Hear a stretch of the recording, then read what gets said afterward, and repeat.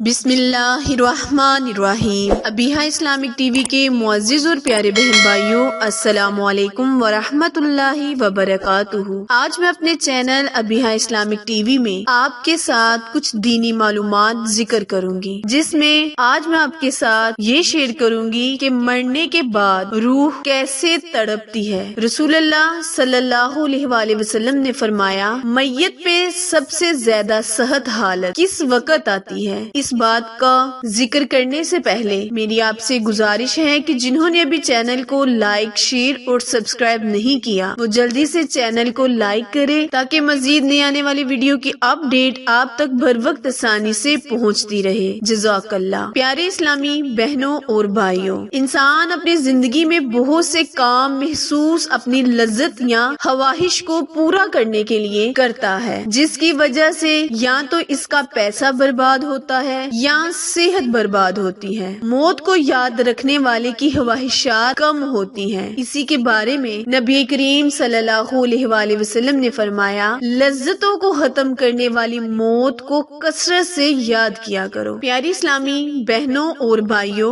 بارگاہ رسالت میں عرض کی گئی، کون سا مومن زیادہ عقل مند ہے؟ ارشاد فرمایا، موت کو کثرت سے یاد کرنے اور موت کے بعد کے لیے اچھی تیاری کرنے والے، یہی لوگ زیادہ سمجھدار ہیں۔ ابن ماجہ، ہر شخص کی جتنی زندگی مقرر ہے، اس میں نہ زیادتی ہو سکتی ہے نہ ہی کمی۔ جب زندگی کا وقت پورا ہو جاتا ہے تو اس وقت حضرت عزرائیل علیہ السلام روح قبض کر لیتے ہیں اور اس شخص کے لیے دائیں بائیں جہاں تک نگاہ کام کرتی ہے فرشتے ہی فرشتے دکھائی دیتے ہیں۔ مسلمانوں کے آپس میں رحمت کے فرشتے ہوتے ہیں اور کافر کے دائیں بائیں عذاب کے۔ اسی وقت ہر شخص پر اسلام کا حقانیت آفتاب سے زیادہ روشن ہو جاتا ہے، مگر اس وقت کا ایمان متعبر نہیں، اسی لیے حکم ایمان بالغیب کا ہے اور اب غیب نہ رہا بلکہ یہ چیز مشاہدہ ہو گئی۔ مرنے کے بعد مسلمانوں کی روح حسب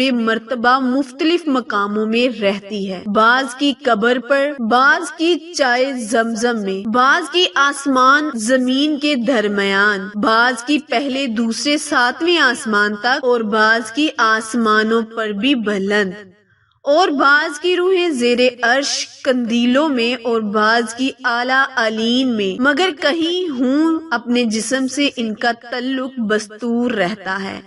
جو کہ قبر پر آئے اسے دیکھتے پہچانتے اس کی باتیں سنتے ہیں۔ حدیث میں ہے کہ ایک طائرہ پہلے کنیز میں بندہ تھا، اب آزاد کر دیا گیا۔ ائمہ کرام فرماتے ہیں، بے شک پاک جانیں جب بدن کے علاقوں سے جدا ہوتی ہیں تو عالم بلا سے مل جاتی ہیں اور سب کچھ اسے دیکھتا سنتا ہے۔ حدیث پاک میں فرمایا، جب مسلمان مرتا ہے اس کی راہ کھول دی جاتی ہے، جہاں چاہے جائے۔ مردہ کلام بھی کرتا ہے، اس کے کلام کو جن اور انسان کے سوا تمام حیوانات وغیرہ سنتے بھی ہیں۔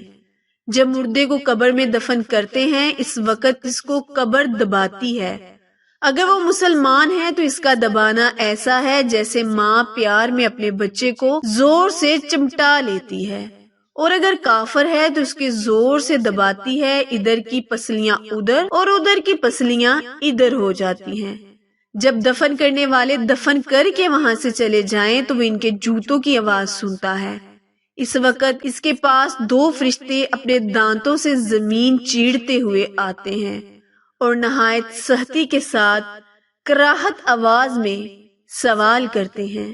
پہلا سوال، تیرا رب کون ہے؟ دوسرا سوال، تیرا دین کیا ہے؟ تیسرا سوال، ان کے بارے میں تو کیا کہتا ہے؟ مسلمان ہے تو پہلے سوال کا جواب دے، میرا رب اللہ ہے، اور دوسرے کا جواب دے، میرا دین اسلام ہے۔ تیرے سوال کا جواب دے، تیسرے سوال کا جواب دے، وہ تو رسول اللہ صلی اللہ علیہ وآلہ وسلم سے ہے۔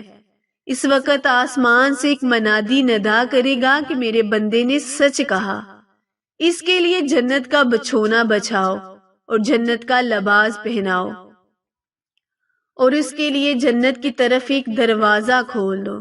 جنت کی نسیم اور خوشبو اس کے پاس آتی رہے گی، اور جہاں تک نگاہ پھیلے گی وہاں تک اس کی قبر کشادہ کر دی جائے گی، اور اسے کہا جائے گا کہ تو سو جا۔ پہلے اس کی بائیں ہاتھ کی طرف جہنم کی کھڑکیاں کھلیں گی، جس سے جلن اور گرم ہوا، سخت بدبو آئے گی، پھر بند کر دیں گے۔ اس کے بعد دہنی طرف سے جنت کی کھڑکیاں کھولیں گے، اور اسے کہا جائے گا اگر تو ان سوالوں کے صحیح جواب نہ دیتا تو تیرے واسطے وہ تھی، اور اب یہ ہے کہ تاکہ وہ اپنے رب کی نعمت کی قدر جانے، کیسی بلائے عظیم سے بچ کر اسے کیسی نعمت عظمیٰ عطا فرمائی۔ اگر مردہ منکر ہے تو سب سوالوں کے جواب میں یہ کہے گا، افسوس مجھے تو کچھ معلوم نہیں، میں لوگوں کو کہتا سنتا تھا، خود بھی کہتا تھا۔ اس وقت ایک پکارنے والا آسمان سے پکارے گا، یہ جھوٹا ہے، اس کے لیے آگ کا بچھونا بچھاؤ اور آگ کا لباس پہناؤ، اور جہنم کی طرف ایک دروازہ کھول دو، اور جہنم کی طرف سے ایک دروازہ کھول دو، اور اس کی گرمی اور لپیٹ کو اس کے پہنچ کر دو، اور اس پر عذاب دینے کے لیے 2 فرشتے مقرر کر دو جو اندھے اور بہرے ہوں گے، ان کے ساتھ لوہے کا گز ہوگا، پہاڑ پر مار کر اگر مارا جائے تو ہلاک ہو جائے، اس ہتھوڑے سے اس کو مارتے رہیں گے، سانپ اور بچھو سے عذاب پہنچاتے رہیں گے، اعمال اپنی مناسب شکل پر متشکل ہو کر کتا یا بھیڑیا اور شکل بن کر اس کو اذیت پہنچائیں گے، اور نیکوں کے اعمال حسنہ مقبول محبوب صورت پر متشکل ہو کر انس دیں گے۔ نبی کریم صلی اللہ علیہ وآلہ وسلم نے فرمایا، موت کو کثرت سے یاد کرو کیونکہ وہ گناہوں کو زائل کرتی ہے اور دنیا سے بے رغبتی پیدا کرتی ہے۔ سیدنا حسن بصری رحمت اللہ علیہ السلام فرماتے ہیں، جس نے موت کو یاد دل میں بسا لی تو دنیا کی ساری مصیبتیں اس پر آسان ہو جائیں گی۔ تو یہ تھی پیارے بہن بھائیوں کہ کس طرح مرنے کے بعد روح تڑپتی ہے۔ یہ ہمارے پیارے آقا حضرت محمد مصطفیٰ صلی اللہ علیہ وآلہ وسلم نے فرمایا کہ اگر نیک انسان ہوگا تو اس کی روح کیسے تڑپے گی، اور اسی برعکس اگر بد انسان ہوا تو اس کی روح کیسے تڑپے گی۔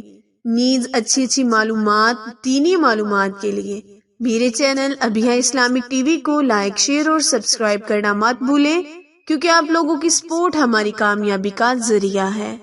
پھر ملیں گے کسی اچھے وظیفے کے ساتھ، تب تک کے لیے اجازت دیں۔ اللہ نگہبان۔